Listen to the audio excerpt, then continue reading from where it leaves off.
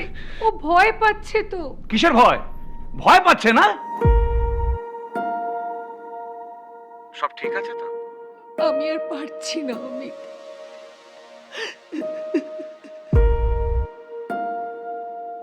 দেখ, একটা ডিসিশন নেওয়ার কথা তো ভাব এবার।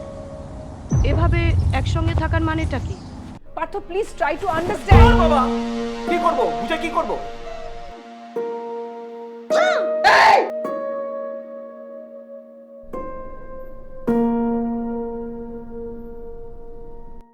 পার্থ পার্থ রিজু আর 5টা বাচ্চার মতো নর্মাল নয়।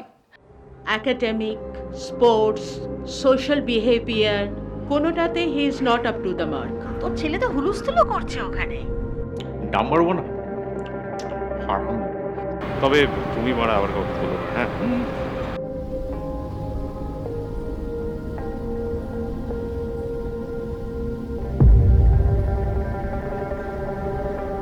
পুরো পাগলা ছোট। সবাই কিন্তু হাসছে রিজু।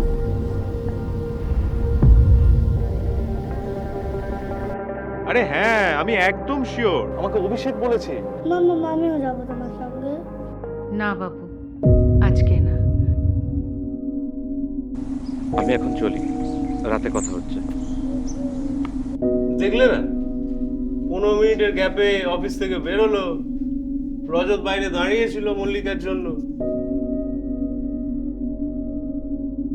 রিয়া, নেক্সট সানডে আমরা জুতে না যাব। রিয়া, কোনো সানডেতেই তোমার মাম্মামের সময় হবে না। তুমি কি পাগল হয়ে গেছো?